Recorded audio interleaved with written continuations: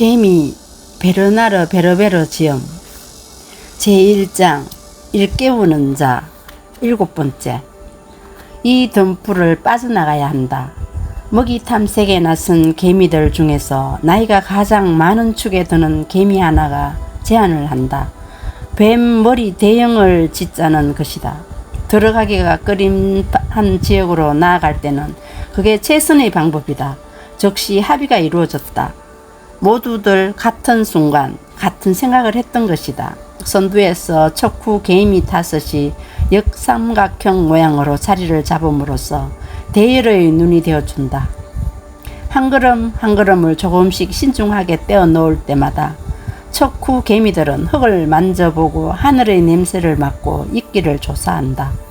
모든 게 이상이 없으면 전방 이상 없음이라는 뜻이 담긴 후각 신호를 동료들에게 보낸다. 그리고 나서 척후 개미들은 대열의 후미로 돌아가고 후각이 싱싱하게 살아있는 딴 개미들이 그들을 대신하여 앞으로 나선다. 이러한 교대 방식을 취함으로써 개미의 대열은 언제나 극도로 예민한 코를 가진 기다란 동물처럼 앞으로 나아갈 수 있는 것이다. 전방 이상 없음이라는 신호가 20번쯤 청아하게 울리더니 돌연 청아한 신호가 끊기고 아주 불쾌한 신호가 전해진다. 척후 개미 중의 하나가 칠칠치 못하게 어떤 벌레잡이 식물에 접근했던 것이다. 끈끈이 귀개라는 식물이다. 끈끈이 귀개가 고혹적인 향기로 척후 개미를 끌어들여 끈끈물로 개미의 다리를 붙들었다.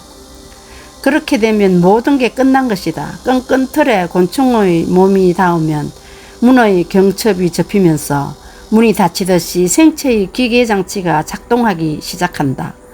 경첩으로 이어진 듯한 2개의 커다란 잎이 가차없이 닫힌다. 잎 가장자리의 긴 털은 이빨과 같은 구실을 한다. 그 털들이 서로 얽히면서 견고한 올장으로 바뀐다. 희생물이 완전히 탈진하여 움직이지 않게 되면 그 야수와도 같은 식물은 소화 능력이 왕성한 효소를 분비한다. 아무리 질긴 등딱지라도 소화시킬 수 있는 효소이다. 그렇게 개미가 쓰러져 가고 있다. 그의 몸뚱이가 온통 부글거리는 액체로 바뀌어 간다. 단말마의 고통이 물방울이 되어 부글거리는 것이다. 그렇게 죽어가는 동료를 위해서 다른 개미들이 할 수 있는 일은 아무것도 없다. 그런 일은 원거리 파견을 나선 개미들이 흔히 겪는 불상사의 하나로서 사전에 예측할 도리가 없다. 다만 천년의 덫 가장자리에서 주의 위험이라고 표시를 해두는 일이 남아있을 뿐이다. 개미들은 불상사를 잊고 냄새의 자취를 따라 계속 나아간다. 페로몬의 자취가 저쪽으로 가라고 일러주고 있다. 덤불을 가로질러 그들은 서쪽으로 계속 나아간다. 여전히 태양 광선을 기준으로 23도 벌어진 방향이다. 그들은 날씨가 너무 춥거나 너무 더울 때만 조금 휴식을 취한다. 한창 전쟁이 벌어지고 있을 때 돌아가지 않으려면 서둘러야만 한다. 탐험에 나섰던 개미들이 도시로 돌아오다가 적의 군대가 도시를 포위하고 있음을 알게 되는 경우가 있었다. 그러면 포위망을 뚫고 도시로 들어가야 되는데 그게 결코 만만치 않는 일이었다. 마침내 탐험 개미들이 동굴 입구를 알리는 페로몬의 자취를 찾아냈다. 땅에서 열기가 올라오고 있다. 개미들은 자갈 땅 속 깊은 곳으로 들어간다.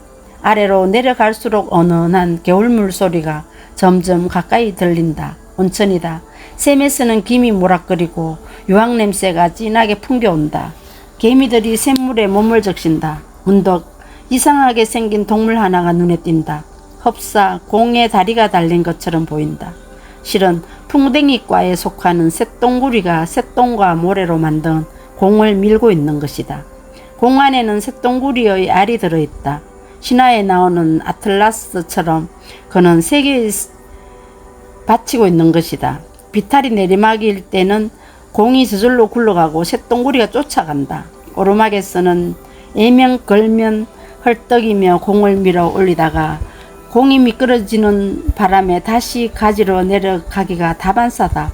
여기서 풍뎅이과의 곤충을 만난 것은 뜻밖이다. 그것은 더 따뜻한 지대의 곤충이 아닌가. 벨록항의 개미들은 쇳덩구리가 그냥 지나가게 내버려 둔다. 그럴 수밖에 없는 것이 쇳덩구리의 살은 맛도 별로 없고 등 껍데기는 너무 무거워서 운반하기 어렵기 때문이다. 개미들은 왼쪽으로 검은 그림자 하나가 달아나더니 우툴두툴한 바위 속으로 숨어버린다. 집게벌레이다. 그것은 쇳덩구리와는 달리 맛이 좋다. 가장 나이가 많은 개미가 가장 재빠르게 사냥 동작을 취한다. 배를 목 아래로 들어 올리고 뒷다리로 평형을 유지하면서 사격 자세를 취한다. 그런 다음 본능적으로 겨냥을 하고 개미산 한 방울을 아주 멀리 쏘아보낸다. 부식제와도 같은 농도 40%의 그 액체를 맞으면 집게벌레의 몸이 갈라져 버린다. 명중이다. 집게벌레는 정통으로 개미산 벼락을 맞은 것이다. 농도 40%의 개미산은 유장 같은 밍밍한 액체가 아니다. 농도가 44%만 돼도 벌써 따끔거리게 만드는데 하물며 40%라면 더 말할 나위가 없다. 집게벌레가 쓰러지자 개미들이 개미산에 댄 그의 살을 먹으려고 달려간다. 그곳에 사냥감이 많은 걸 보니 지난 가을에 탐사를 나갔던 개미들이 페로몬을 제대로 뿌려놓은 셈이다. 멋진 사냥이 될 것 같다. 개미들은 아르투아 지방의 우물처럼 물이 솟는 곳까지 깊이 파인 우물 안으로 내려간다. 생전 처음 보는 갖가지 종류의 동물들이 개미들을 보고 겁을 집어먹는다. 박쥐 한 마리가 그들을 더 이상 못 들어오게 하려고 한껏 위세를 부려보지만 개미들이 개미산을 안개처럼 품어 덮어버리자 달아나 버린다. 그 다음 며칠 동안 개미들은 그 따뜻한 동굴을 계속 탐색하면서 하얗고 자그마한 곤충의 껍질과 연초록빛 버섯 조각을 그려 모았다. 그들은 항문샘으로부터 페로몬을 방출하여 새로운 자취를 남겨놓는다. 나중에 동료들이 거기에 와서 사냥을 할 때 아무런 지장을 받지 않게 하려는 것이다. 임무를 성공적으로 완수했다. 그들의 사냥구역이 서쪽 덤플 넘어 그곳까지 손길을 뻗친 것이다. 식량을 잔뜩 짊어지고 기로에 오르면서 그들은 점령지에 깃발을 꽂듯 벨록항 연방을 나타내는 화학 물질을 두고 간다. 깃발이 펄럭이듯 그 향기가 허공에 퍼져나가면서 벨록항을 외치고 있다. 아니 누구시라고요? 웰즈입니다. 에드몽 웰즈는 분의 조카 되는 사람입니다. 문이 열리고 키가 2m 가까이나 될 듯한 거구가 나타난다. 자종 브라젤 선생님이시지요. 번거롭게 해드려 죄송합니다만 선생님하고 제 삼촌에 관한 말씀을 나누고 싶어서 왔는데요. 저는 그분을 잘 모릅니다만 제 할머니께 선생님이 그분하고 둘도 없는 친구라고 가르쳐 주셨어요. 그럼 들어오게. 에드몽에 대해 뭘 알고 싶은 겐가? 뭐든지요. 저는 유감스럽게도 그분에 대해 아는 게 없거든요. 그런가? 에드몽은 살아있는 신비라고 할 만한 그런 부류의 친구라네. 누구도 그걸 부정하진 못하지. 그분을 잘 아시지요? 그 누구든 간에 우리가 어떤 사람을 안다고 장담할 수 있을까? 에드몽을 잘 안다고는 말하지 못하겠네.